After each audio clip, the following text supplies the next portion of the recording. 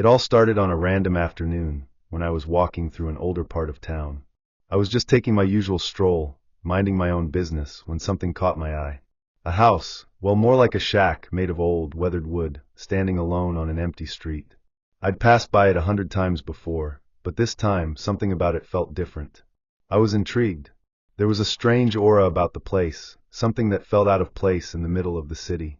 I pulled out my phone and took a quick photo, thinking it would be a good one to share later. The next day, I looked through my photos, as I always do, when I came across the picture of the house. My heart skipped a beat. It wasn't there. The photo was completely empty.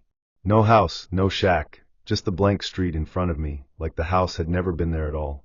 I checked the other pictures I had taken that day to make sure I hadn't accidentally deleted it or messed something up, but nothing. It was gone. I could feel my pulse racing. I thought maybe I was just tired, imagining things, but the more I thought about it, the more uneasy I became. I decided to head back to that street to see if I could figure out what happened. Maybe I had made a mistake, or maybe the house wasn't as I remembered it. But when I got there, it was worse than I could have imagined. The street looked the same. Nothing had changed, except that the house was completely gone. I stood there for a long time, staring at the spot where it should have been. There was no sign that it had ever existed. The empty lot was just that, a lot. No sign of the weathered wood, the crooked windows, or the faded paint. Just an empty space. My mind started to race. Could I have been mistaken? Was I losing my mind? I walked up and down the street, hoping that maybe I had missed it somehow. But there was nothing. No house. Just the regular houses around it. No one else seemed to think anything of it.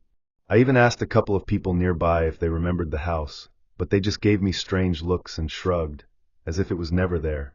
The more I tried to make sense of it, the more I felt like I was slipping into some kind of nightmare I couldn't wake up from. The days that followed only added to my confusion. I went back to the spot multiple times, each time hoping the house would be there, waiting for me to figure out what was going on. But it never was.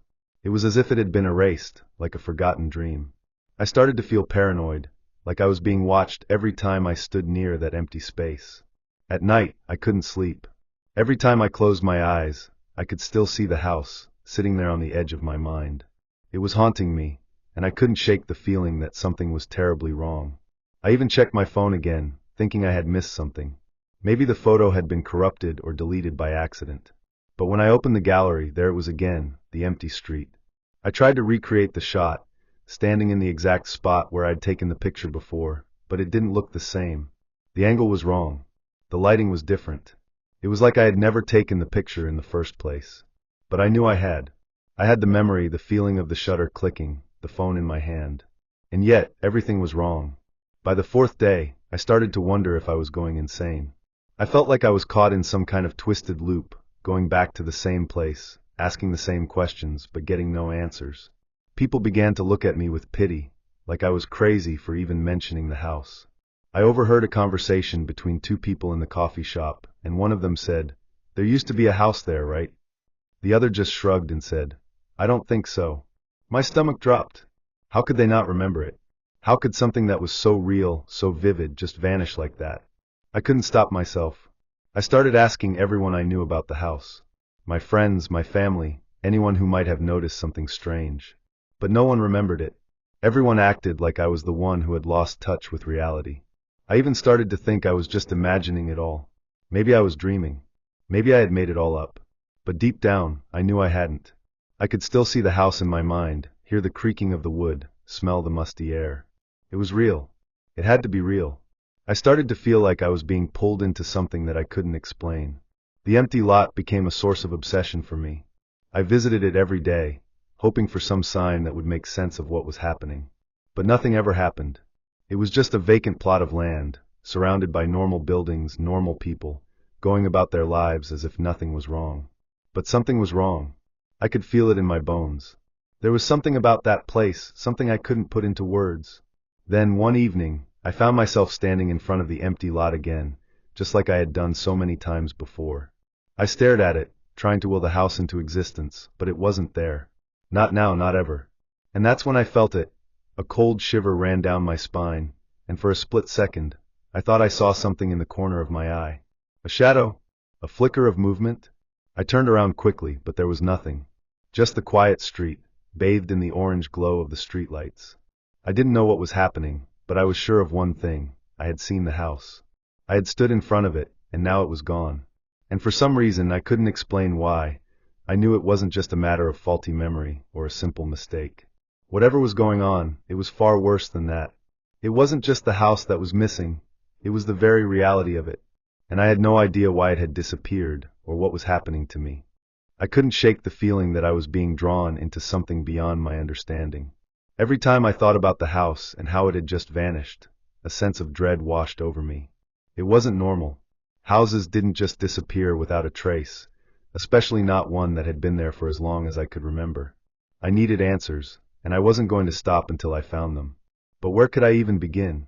How do you search for something that's supposed to be impossible? I started looking into the history of the area. I visited the local library, scoured old town records, and talked to anyone who might have known something about the street I had walked down. But no one remembered the house. Not a single person. It was like I had imagined the whole thing. It didn't matter how hard I searched, no one could provide an explanation, and it felt like I was chasing a ghost. I began to wonder if the house had been there at all, or if it was just some trick of the mind. But deep down, I knew it wasn't just my mind playing tricks. There was something far darker at play. One afternoon, I found myself standing in front of the lot once more, trying to wrap my mind around what was happening. I stared at the empty space, hoping that the house would just appear in front of me, that I would somehow find the answers I was looking for. But as usual, there was nothing. Just an empty, lifeless plot of land.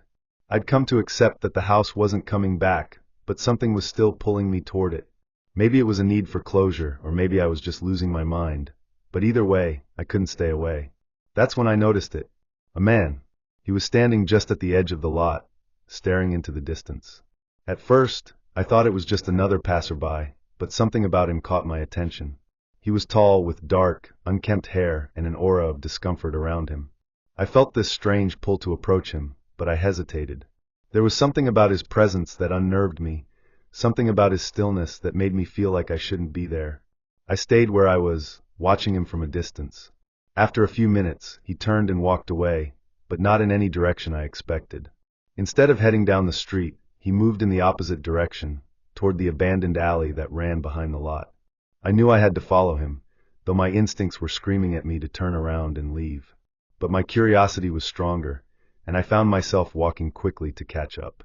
The alley was dark and narrow, the buildings towering on either side, blocking out the sunlight. It was quiet, too quiet, and my heart started to beat faster as I got closer to the man. When I finally caught up to him, I was surprised to see he had stopped in front of a small, run-down door at the end of the alley. It was the kind of door you'd expect to find in an old warehouse, the kind that had been forgotten over time. I couldn't make out the details from where I was standing, but there was something about it that seemed out of place, like it didn't belong in this neighborhood. The man stood there for a moment, staring at the door, and I wondered what he was doing. My first instinct was to turn and leave, but I was frozen in place, unable to look away. Then, without warning, he knocked on the door. 3 sharp raps, and the sound echoed through the alley, sending a chill down my spine. It was almost as if he was waiting for something, like he knew the door would open. I stayed hidden in the shadows, unsure of what to do, but before I could even think about moving, the door creaked open. I couldn't see who or what was on the other side, but the man stepped inside without hesitation, disappearing into the darkness. The door slammed shut behind him, and the alley was silent once again. I didn't know what I was hoping for, but I felt a strange compulsion to go after him. I needed to know what was going on, why that man was there, and why he had gone into that mysterious door. But I couldn't bring myself to open it. Something about it felt wrong, like I wasn't supposed to be there, like I would be crossing a line I couldn't come back from. And yet, I felt the pull again, stronger than before. The next few days were a blur of confusion and fear. I couldn't stop thinking about the man in the door. I kept going back to the alley, but every time I reached it, there was no sign of the door or the man. It was as if they had never existed. The alley remained empty, just another dark, forgotten corner of the city. But I knew what I had seen. I knew something was hidden there, something that I needed to uncover. I kept telling myself that it was probably nothing, that I was just getting paranoid. But my gut told me otherwise. There was something I wasn't seeing, something I wasn't understanding, and I couldn't let it go. The house, the man, the door, all of it was connected, and I had to figure out how. But every step I took felt like it was leading me deeper into something I couldn't control. And the more I searched, the more it seemed like the answers I was looking for were slipping further and further away. I couldn't shake the feeling that I was spiraling deeper into something I couldn't control. The search for answers had become an obsession. I found myself standing outside that alley every day, searching for any sign that would lead me to the truth. But nothing ever came. The man, the door, the house, they were all fading into something more like a dream, an illusion I'd convinced myself was real. But then one night I saw it again. I was walking home from work, exhausted from another failed attempt to find answers. As I turned the corner onto the street where the house had once stood, I stopped dead in my tracks. The house was back.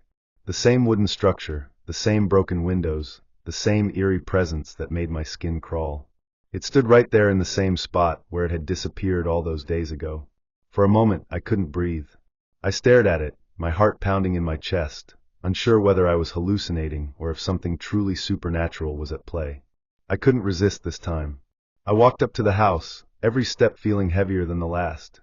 The air was thick with tension, the silence deafening.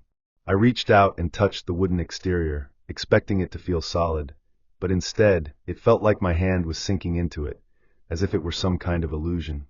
I quickly pulled my hand back, but it didn't matter. The house was still there, mocking me. I stepped back, looking around to make sure I wasn't losing my mind. The street was empty, no one around to witness the madness unfolding before me. I pulled out my phone, praying that maybe, just maybe, this time the photo would reveal the truth. I snapped a picture of the house, my hands trembling as I did. The screen of my phone flickered for a second, and then like clockwork, I checked the image. The house wasn't in it. Not a single trace of it remained in the photo. My heart sank. How was this even possible? I had just seen it with my own eyes, and yet it wasn't there. Was I going insane? Or was there something much more sinister at work? It was then that I heard it. A faint sound like footsteps behind me. I spun around, my breath caught in my throat. There was no one there. The street was as empty as ever. But the feeling of being watched lingered in the air, heavy and suffocating. I took a few more steps backward, feeling the weight of the silence pressing down on me. My phone was still in my hand, and I had to check again just to make sure. But when I turned on the camera, I noticed something strange. The screen was flickering again, but this time, the image wasn't of the house, it was a face. A face I didn't recognize. A face that sent a chill through my entire body. The face was close to the camera, too close, with dark, hollow eyes that seemed to follow my every movement. I stumbled backward, dropping my phone. The screen went black, and I heard a loud crash as it hit the pavement. I couldn't breathe, my chest tight with panic. What had I just seen? Was it a glitch, or was it something more? I couldn't stay there any longer. The air felt too thick, too wrong. I turned and ran, not caring where I was going, just needing to escape. My legs burned as I sprinted down the street, the sound of my footsteps drowning out everything else. I didn't dare look back, too afraid of what I might see. When I finally stopped to catch my breath, I found myself in front of the alley again. I hadn't even realized I was there, but the moment I saw the familiar darkened path, I knew I couldn't ignore it any longer. I had to go inside. The strange pull I had felt before was stronger than ever. Something inside me was telling me that the answers were hidden there, that the door was the key to everything. I walked into the alley, my heart racing as I approached the door. The same small, rundown door was there, just like before. No man this time. No knock. It was just waiting for me. I reached for the handle, my hand shaking as I touched it. The moment I turned it, I felt a surge of energy, like I was crossing into another world. The door creaked open, and I stepped inside. The room beyond was dark, lit only by a faint, flickering light from some unknown source. It smelled old, musty, like it hadn't been touched in years. My eyes struggled to adjust to the low light, but when they did, I saw them. The walls were covered in photographs, photographs of the house. My house. The one that had disappeared. There were dozens of them, each one taken from different angles, different times. And in every single one, the house looked slightly different. The windows were either cracked or whole, the doors were sometimes open, sometimes closed. But the one thing that was constant was the shadow in the background. A dark figure, barely visible, always standing just out of sight. I could feel the presence of that figure, even though I couldn't see it clearly. It was like it was watching me, studying me, waiting for something. I wanted to leave, but I couldn't tear my eyes away from the photographs. As I stepped closer to one, a cold breeze brushed against my neck. I turned around, but there was no one there. Just the dark, empty room.